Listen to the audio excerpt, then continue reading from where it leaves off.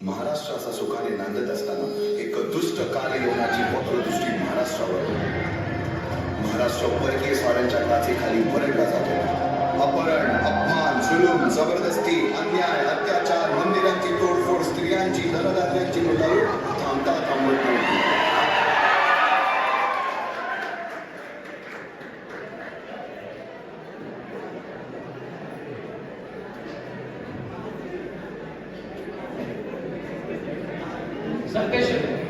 सरते शेवटी अवघ्या महाराष्ट्र घराणं देवाने ऐकलंच. शालिवंशाने 1551 शुक्ल नाम संवत्सर उत्तरायण शिशिर ऋतू फाल्गुन वद्य तृतीयेला सायंकाळी शुभ लग्न करीत असता कलियुगातील नरसिंहाचा, ग्रहमंडलातील सूर्याचा, नक्षत्रातील ध्रुवाचा या समयी छत्रपती शिवरायांचा शिवनेरीवर जन्म झाला.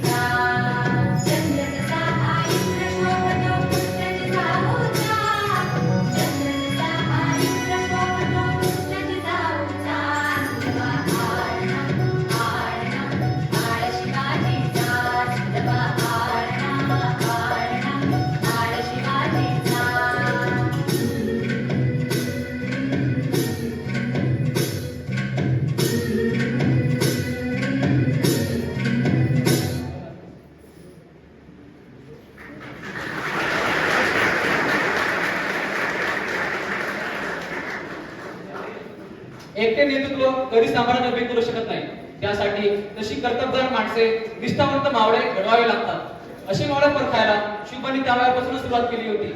या मावळ्यासमोर शिवबांनी शपथ घेतली स्वराज्याची, शपथ घेतली स्वराज्याच्या बांधणीची.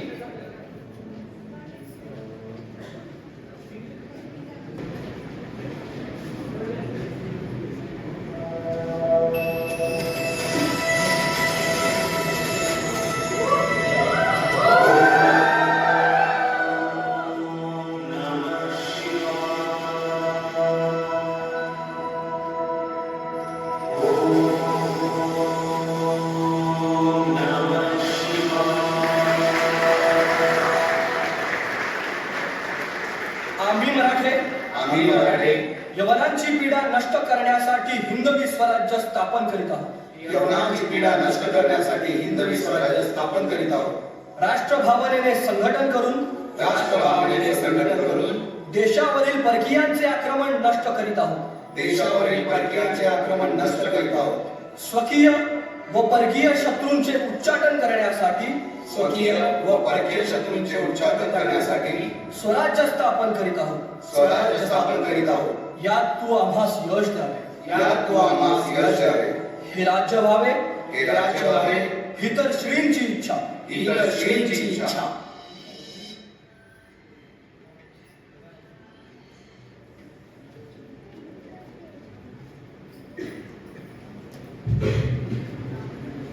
रायगड शपथ घेतली आणि स्वराज्याची गोडदोड सुरू झाली. तोरणा किल्ला जिंकून स्वराज्याचे तोरण बांधले. पुढे गुरुंबदेवाचा डोंगर, कुमारीगड, सुभानमंगळ किल्ला, शिरोडचा किल्ला, कोंढाणा, पुरंदर आणि 12 मावळ स्वतंत्र झाले. पुढे राजाने पराक्रमाने जावळी देखील घेतली. पण त्यानंतर स्वराज्यावर आले भले मोठे संकट. ते संकट म्हणजे अफजल खान.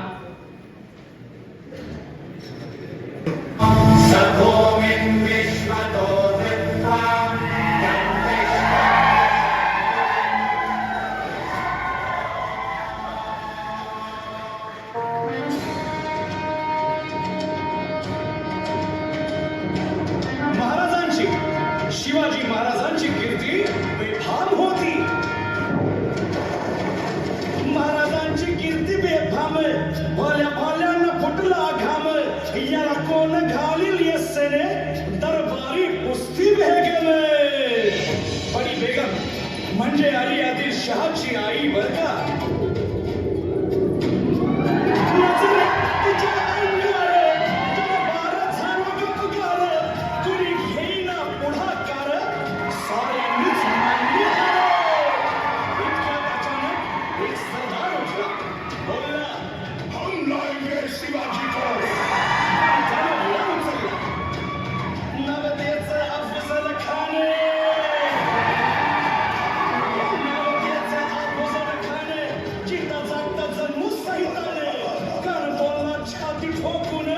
शिवभाला टाकतो चिरडून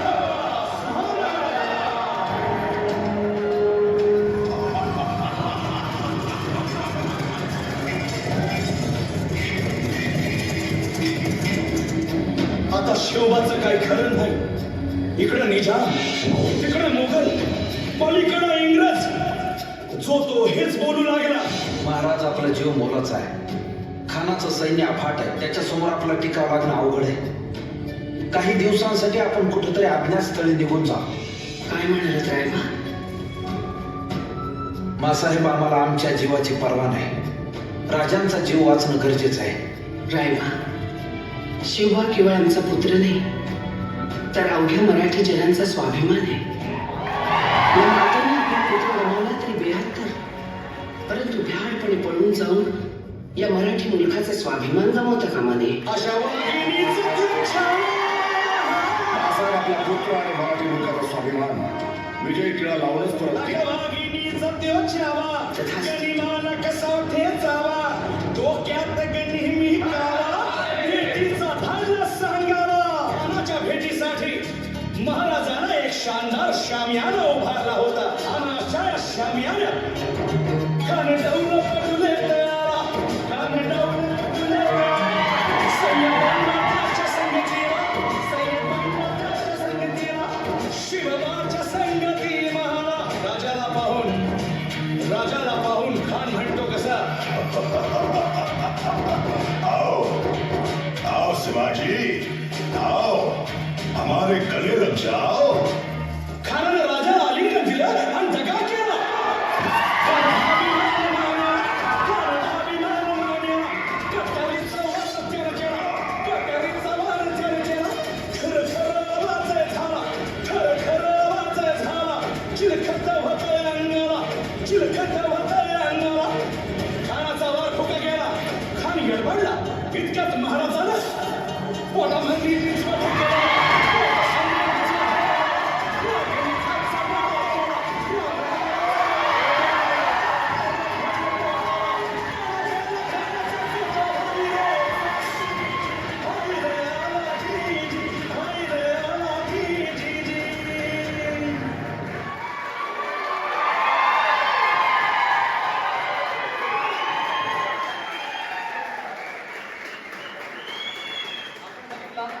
अफजल खानाचा प्रसंग यानंतर शिवा काशीद आणि बाजीप्रभूंचा प्रसंग महाराजांच्या स्वराज्यावर अनेक संकट आली पण महाराजांनी नेहमी आपल्या सहकाराच्या मदतीने त्या सगळ्यांवर मात केली असेच एक संकट आले होते कर्नूलच्या सिद्धी जोहारचे यावेळी शिवा काशीद आणि शिवाजी म्हणून कसं आपले प्राण दिले आणि बाजीप्रभूंनी छातीचा कोट करून गजापूरची खिंड लढवली तेव्हाचा तो प्रसंग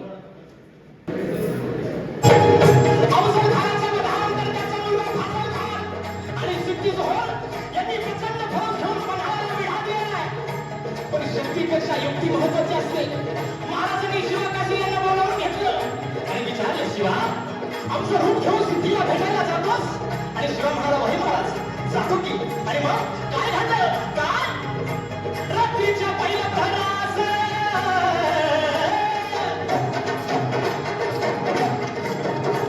रात्रीच्या पहिल्या प्रहरास दास सुमरास केलं उतरण्यास शोभा पालखीत बाजी संगती मोठी झाली धरती रात अंधारी मावळ चालती दुसऱ्या पालखीत शिवा काशीत मोठा रूपवात चालला दादा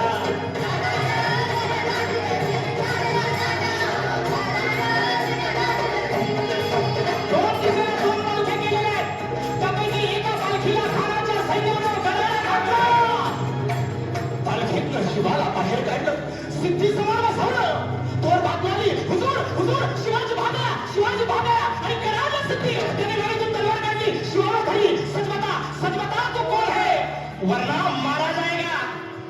शिवा हसला आणि म्हणाला, अरे जन्माला जरी शिवा काशी म्हणून आला असलो तरी मरता शिवाजी महाराज म्हणून मरतोय.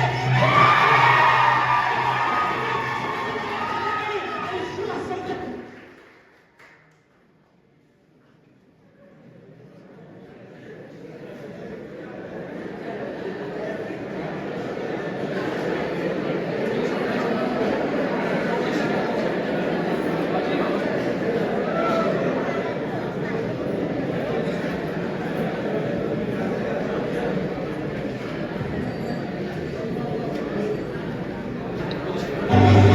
भाजीनं गजापूरची खिंड टाकली आणि भाजी म्हणतायत, राजन राजन आता येळ करू नका, तुम्ही नेहमी फौज घेऊन विसरगडावरती रवाना आणि खिंडीत राहून शत्रूंना अडवून धरतो. राजे म्हणतायत, नाही बाजी, शिवाची बाजी लावून आपण इथून आलोय, आता जे होईल ते मिळून करू. आणि राजे म्हणतायत, नाही, लाख मिळून तरी फौज देईल, पण लाखाचा पोशिंदा जगला पाहिजे राजा, लाखाचा पोशिंदा जगला पाहिजे.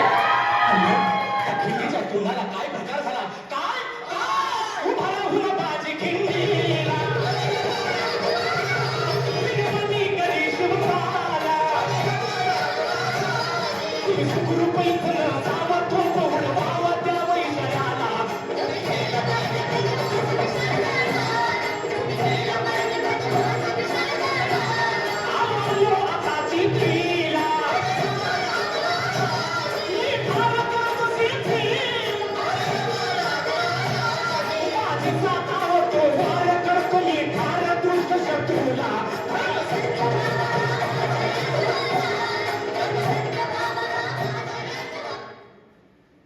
आपण बघितला शिवा काशीद आणि बाजीप्रभू यांचा प्रसंग पावन खंडितला.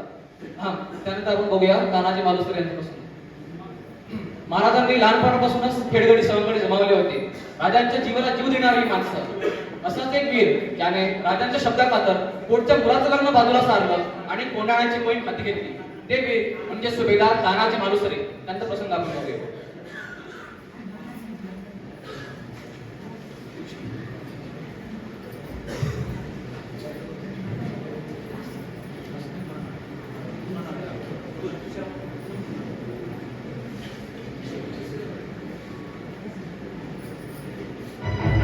तेथील रयतेला सुरक्षा हवी आहे आणि त्यांच्या सुरक्षेसाठी कोंढाण्यासारखे बळकट किल्ले आपल्याला घ्यायलाच हवे. किंवा होय राज सौराज्य परीस मोठं मंगल कार्य कंच आम्ही असताना राज सौदा कोंढाण्यावर जाणार, आगी तोडी घालणार, वाघाच्या तोंडी मान देणार.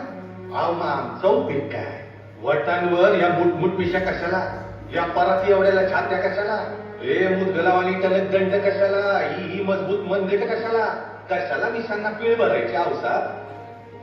तानाजी नाही ते काय कोंढाणा घेतल्या बिगर माझ्या घरातलं मंगल कार्य होणार नाही. कोंढाण्याचं पान घ्याच उचलणार. आधी लगेच कोंढाण्याचं मंदिर आहे.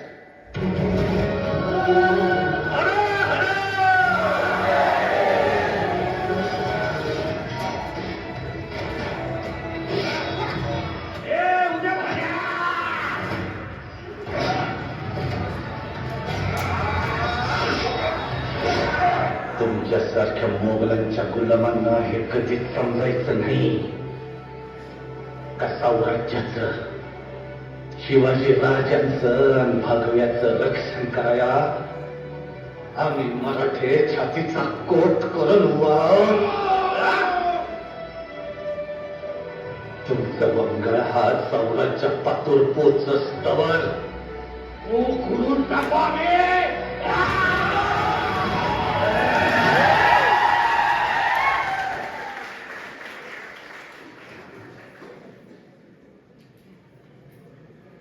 तर मित्रांनो, अशा प्रकारे शिवाजी महाराजांनी 350 वर्षांची गुलामगिरी संपविली आणि स्वराज्याचा पाया रचला. पुढे हे स्वराज्य अटकीपासून कावेरीपर्यंत वाढलं. ते फक्त महाराजांच्या प्रेरणेनं आणि महाराजांचा आदर्श ठेवूनच. हा महाराजांचा जीवनपट बघितला की समर्थांच्या उक्तीचीच आठवण येते. ती म्हणजे श्रीमंत योगी, श्रीमंत योगी, बोला छत्रपती शिवाजी महाराज की जय, बोला छत्रपती शिवाजी महाराज की जय, बोला छत्रपती शिवाजी महाराज की जय. धन्यवाद.